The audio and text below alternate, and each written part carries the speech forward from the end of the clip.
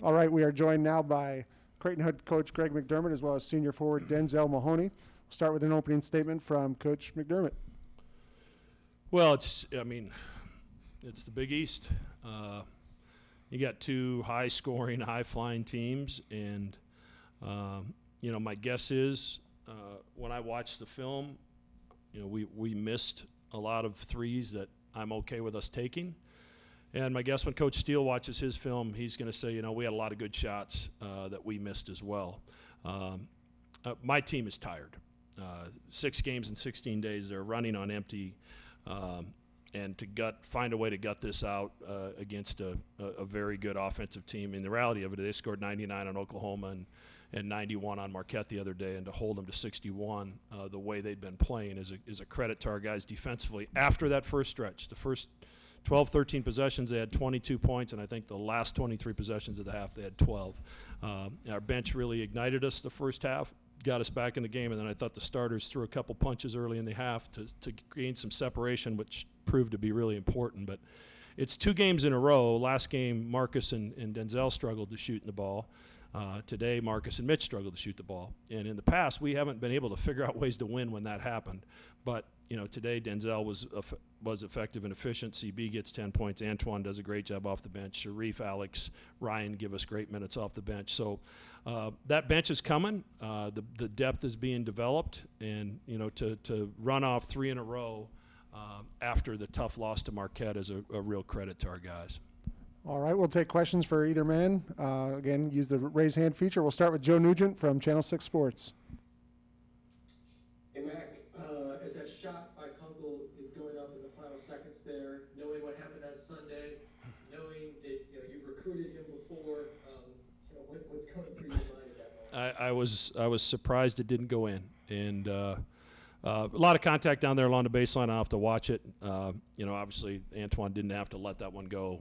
There's no 5-second call in the backcourt, and he got a little mixed up and confused there. But you need some bounces, and fortunately we got one there. Next we'll go to Matt DeMarinis. And I think, going into this one, you kind of anticipated that it would probably be a high-scoring game. Maybe a team at the last possession would come down and decide it. How did you keep your guys? How did you refocus your guys in terms of settling into a kind of a rock fight thing?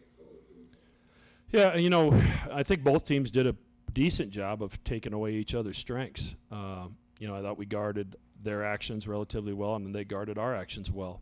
And then it comes down to players making plays and players making shots. And we had some guys step up and make some key ones. While our free throw shooting wasn't perfect, it was better there towards the end.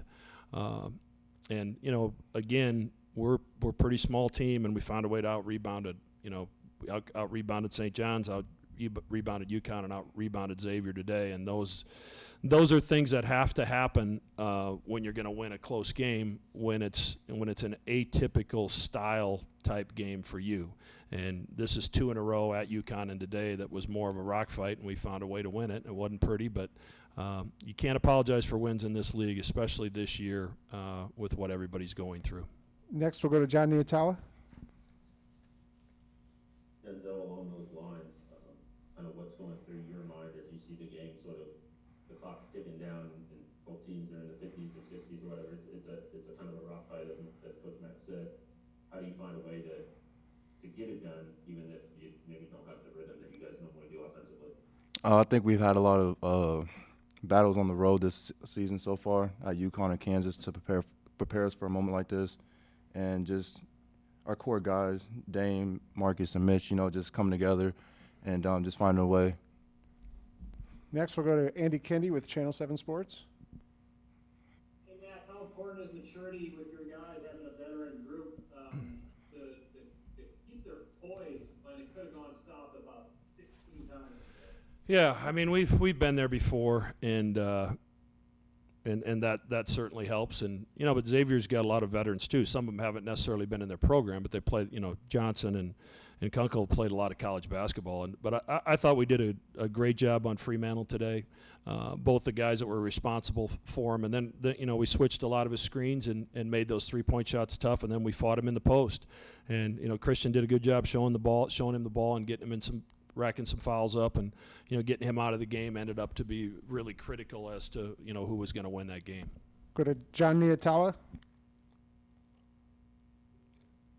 Just another one for Denzel. What were you trying to do against Scruggs? He's kind of been their centerpiece offensively, and you obviously had to defend him for much of the game. What were you trying to do defensively against him? My main thing was just trying to make everything tough for him, whether it be contested twos. I know he likes to go to the left and drive, so just trying to make everything tough for him and make him have to pass the ball.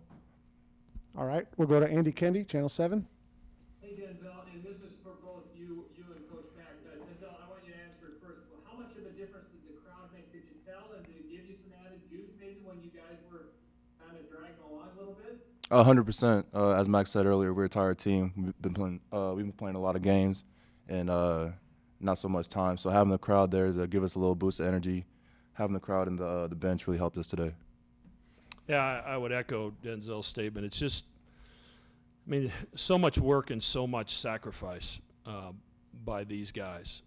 They're not professional athletes; they're amateur athletes, and they've essentially sacrificed their social life and sacrificed a lot of the things that they've become accustomed to enjoying because you're part of a college athletic team that you can't enjoy because of the pandemic and the situation we're in. So for them to have some people cheer for them today, I think was in terms of their mental well-being was really healthy, especially moving into the Christmas holidays. So it was great to see some blue in the crowd and have a little energy in the building late in the game with some of those defensive possessions. They were critical. All right, we got a couple minutes left. We'll start off with John Niatala. I know Marcus has an incredible track record, and eventually he'll find his footing. But just how do you evaluate sort of this start for him? Because I know the shots aren't falling as they normally do, perhaps, or he's getting into the heart of the defense and shots are getting blocked or disrupted. It doesn't seem like he's found it yet. And I wonder what you thought so far, just whatever it is, 8, 9 games. Somebody smarter than me told me one time that for every day you miss with an injury, it's going to take you 2 days to get back. And, he missed 4 months and, then missed some time in October with some minor stuff where he didn't practice. So it's just going to take time. And I see it getting gradually better every day in practice. And I'm not surprised that it's taken him some time to get his legs under him, because I think that's natural for a guy coming off the injury and missing the time that he has. The good news is, he's got the ability to impact the game in other ways, and he's doing that. And as Denzel mentioned, we're blessed with great leadership from Denzel and DJ and Mitch and Marcus, and they all do it in their own way, and they've all been capable of doing it regardless of how they're playing individually.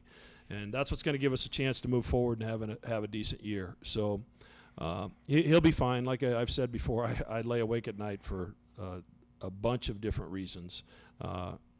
Him and him not making shots right now is not one of them. He's going to be fine. He probably needs this little break more than anybody. All right, we'll go to Joe Nugent with Channel 6 Sports. Hey, Mac, with the announcement this morning from the Big East that the Georgetown game is going to move to February, can you shed some light how that came together and the factors involved there? Well, I think initially I think we were all under the understanding that, nobody in the Big East was going to go home for Christmas, and that changed. I think several coaches now have decided to send their guys home for a few days. And St. John's and Villanova made the decision to postpone their game, and that puts me in a situation like, if I really can let the guys go home, they need to go home. Like Denzel has not seen his family since August 14th, not one time, and this is tough enough the way it is. So we had a call yesterday with athletic directors and coaches, and I apologize to Lee and Patrick at Georgetown for our decision to do this. But I have to be able to look my guys in the face, and I have to do right by them. And in this case, this is right by them. And I think Georgetown completely understands. Unfortunately, the protocols that they have in place there would not allow us to come back on the 26th and test leading up to the 30th and play the game on the 30th. So that's why it had to be postponed, and I totally understand that. So we'll bring him back to 27th and, basically, test virtually every day leading up to that Providence game on January 2nd, and then we'll continue with the season. But if we had a choice to send him home, the right thing to do is send him home. And I want them to get with their families. I want them to get a mental and physical break because while basketball is fun, this has been a heck of a grind for these guys. All right, we'll go to Andy Kendy. Hey, Denzel, a question for you. How appreciative are you of this opportunity to go home and see family, and what do you plan on doing? What's priorities when you do get the chance to at least reconnect? I'm blessed that he gave us the opportunity to go home. Actually, I haven't seen my parents since like May. No, not even like April. So I haven't seen them, but I have seen my brother before them. But just seeing them, being with them, doesn't matter. Just the little things. Times like this, you gotta just cherish every moment you have with them. So I think that's the biggest thing for me. All right, we'll go to John Niatala. Yeah, just one more, Denzel, on the game that you mentioned, just being tired, and Coach McDermott mentioned it too. How do you guys sum up the energy, or maybe even what is it like when you see the score? It's a one-possession game, and it's do or die in that moment. How do you sum up the energy to finish it out? We have a good, solid group of core guys, and then we just keep talking to each other during the game, just staying mentally tough, mentally locked in. Even though we mess up, we're human.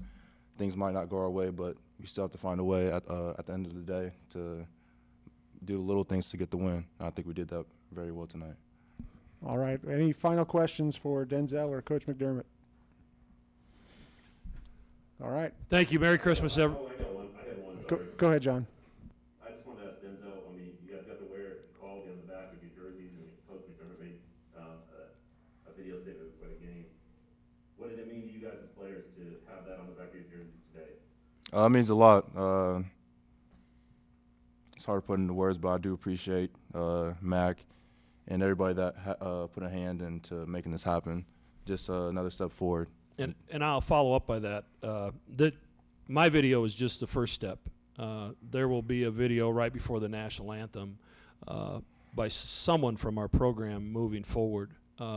As we met as a team, and there's been a lot of stuff said about Black Lives Matter and the organization and the movement and what's the difference. And here's the bottom line. Like, I care about these guys, and I've listened to Denzel's story and DJ's and Antoine's and Sharif's and many other friends whose color of skin is different than mine. And there needs to be some changes made, and that's the reality. So whatever it is, or like, let's not get too caught up in that. Let's just care for other people a little bit better than we do. That's the bottom line. And when we met as a team to decide what we do, there's people kneeling for the national anthem. There's different teams that that are using their platform in different ways, some that I don't really agree with and some that I understand. And our guys was like, we just want to have our voices heard.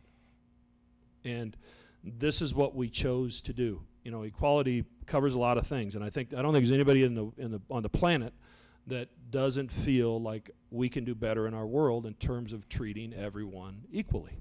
And that's what we want as a program. That's what we hope that our fans will embrace and what they'll take from this. It's nothing more than that. It's nothing less than that. It's just listen to these guys and understand that their stories are much different than mine and much different than many of our fans. And some of the experiences that they had are very, very difficult and hard for me to actually imagine. So if we can use our platform to try to invoke a little bit of change and make people be a little bit more educated and listen to Denzel's voice and listen to my voice and listen to Damian's voice, that's all these guys want. And that's why we chose to do it. So this is a tough year for everybody. Like, this pandemic is tough. Like, everybody's life's been turned upside down. And if there's ever a time in our history where we should think about caring about other people more instead of less, it's now. Like, how can you impact somebody's life in a positive way when everybody's going through this crap? Because everybody needs it. Now's not the time to talk about our petty differences. Now's not the time to complain because something isn't exactly the way that you think it is. Now's the time as a country to come together and say, you know what, I'm going to do something to try to make somebody's life better instead of trying to make somebody's life more difficult. And if we'd all do that, just think of how we could come out of this pandemic a much better country than what we went into it. And this is, I'm sorry to get on a soapbox here. I really haven't addressed it. But that's what this is all about. That's what the message is about. And I just hope that people will look forward the next game before the anthem. Let's listen to what DJ has to say. And let's listen to what Denzel has to say. And then let's listen to what Mitch has to say. And let's just have it bring us a little bit closer together. I think that's all we want. So Merry Christmas, everybody. Thanks for sitting and listening. Sorry about that. All right, that'll do it for today's session. Thank you.